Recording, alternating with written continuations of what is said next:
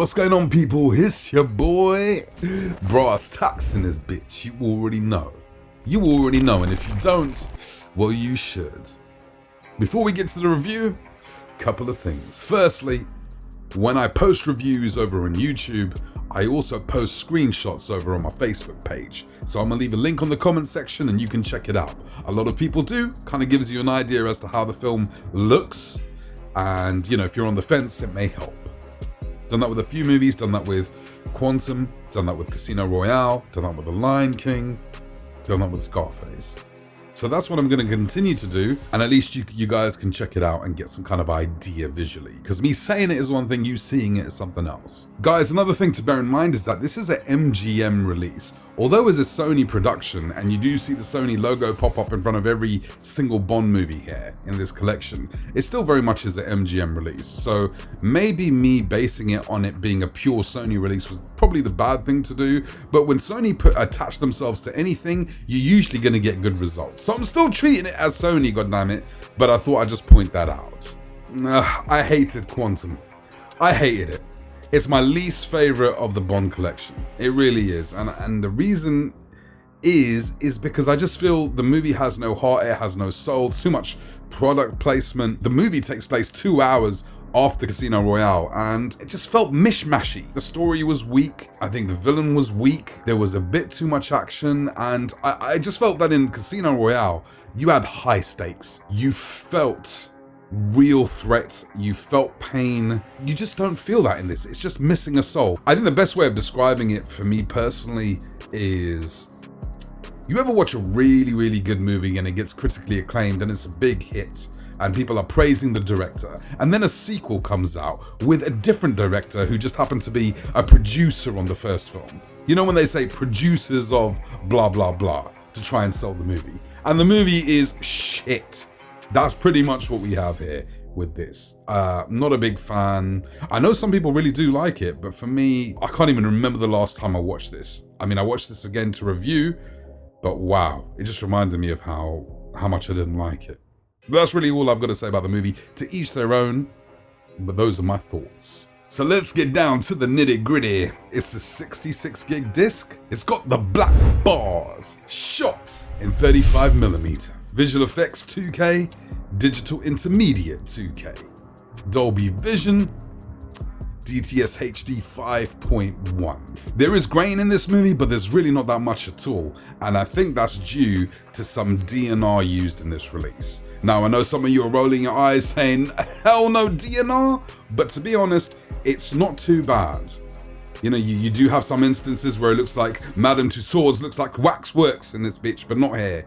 It looks okay, but it is a little bit more noticeable on certain close-ups. But what that does here is it does present a much cleaner image than Casino Royale. The fact that it is a clean-looking transfer can also create some problems because it's subjective, right? The thing about the original 1080p Blu-rays is they had a very gritty look to them. For some people, that actually added to the movie itself, because this particular James Bond collection is a very gritty 4 movies, so it is somewhat subjective, but I do like the clean look and I do appreciate it. There is a lot more detail on close-ups.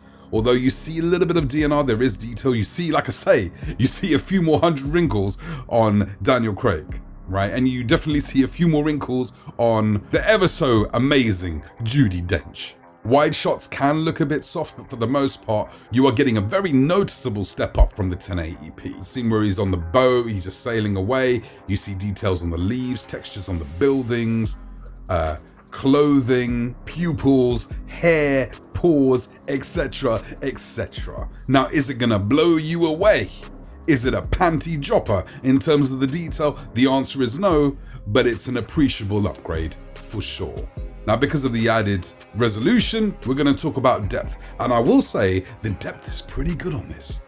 Pretty good. You're noticing a lot more 3D pop between characters, space between characters. Some of the wide shots do give it a 3-dimensional look. More so than Casino Royale, and a lot more so than the 1080p version of this movie. And since we're talking about resolution, can I just say, Olga Kurylenko, the woman in this movie, the Bond girl, God damn, she looks fantastic in 1080p, but with the added depth of the 4K, she looks A1. She one of my favorites, I ain't gonna lie to you. I heard through the grapevine that she is Ukrainian. Now, if she Ukrainian, I'm booking myself a first-class ticket to the Ukraine tomorrow. God damn. Anyway, she distracted me for a sec. Her beauty distracted your boy.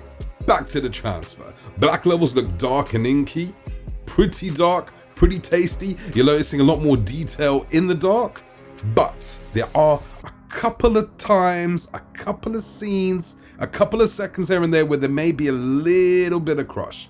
A little bit of crush, but not majorly. For the most part, looks pretty good. You are noticing a lot more detail within the black levels that you're not going to notice in the 1080p 100%. A lot of nighttime shots here, so you know you're going to need the 4K to see everything the way you're supposed to see it in the blacks. Hey, you want to know what the HDR is like? Basically, you James Bond and you got Olga. Olga all day, every way, but you know sooner or later you're gonna have to kill the bitch because she is the bad guy's girlfriend, yeah? But for the most part, you're having fun with her whilst you can because you know at some point you're gonna have to take the bitch out, okay? That's what the HDR is like. I do prefer the color palette on this release more so than Casino Royale. It's a bit more punchy. It's not overly vibrant, but you are gonna notice a bit more punch, a bit more color, a bit more vibrancy. It's very clear, very evident that there is a much wider color space at work here, from the trees, the leaves, the car has got more sheen to it, the skin tones have a bit more nuances that the 1080p just wouldn't pick up. Some of the funky shirts that some of the villains are wearing look a bit more shinier, look a bit more crispier. James Bond's black shirt looks a bit more shiny, a bit more silky. I don't know who he thinks he is. Walking around with black shirts, that's my shit. The 007 brasstax.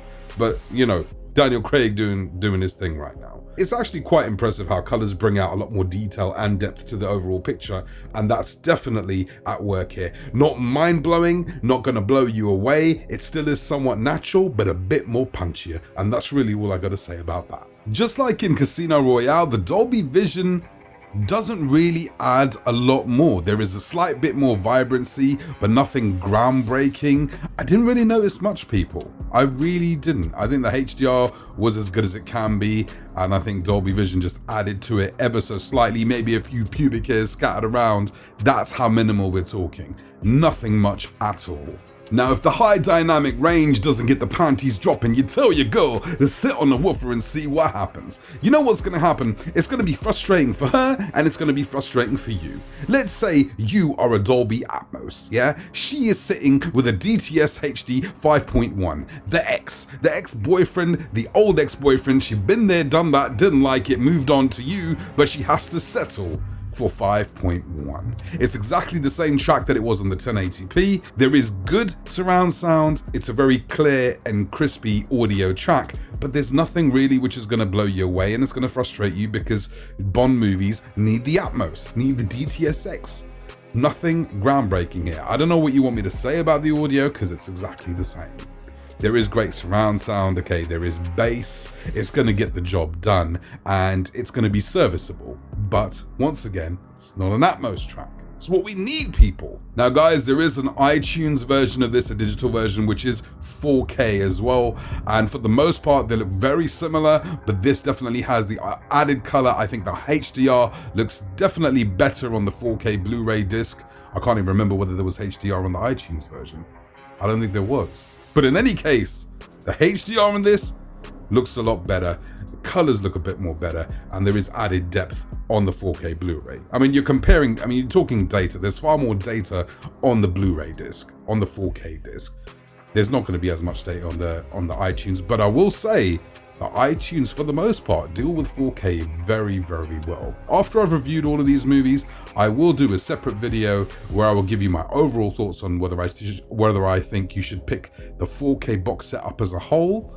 But if you've got the iTunes version, whether it's worth it. I think the next two movies have a 7.1 track, so we'll talk about it more then anyway. But if you want the best picture quality you can of these movies, and these are generally very good movies, I would definitely go with the 4K box set. Overall, I believe I gave Casino Royale a 7.5 out of 10 on picture quality. I'm gonna give this like a 7.7 because it is better, but it's not much better.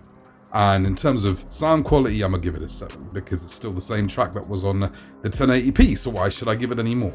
Don't forget to subscribe. I'll put Amazon links so you can pick it up if you want. If you go through there, costs you nothing, but Amazon send a little kickback to your boy. It's not much. It's like, I think it's £1. I think it's $1 for every like $12 spent. It's not crazy, but it all adds up. Every little penny counts. And there you have it, guys. You take care. I'll see you on Skyfall. All right, 4K Rockstar. You already know.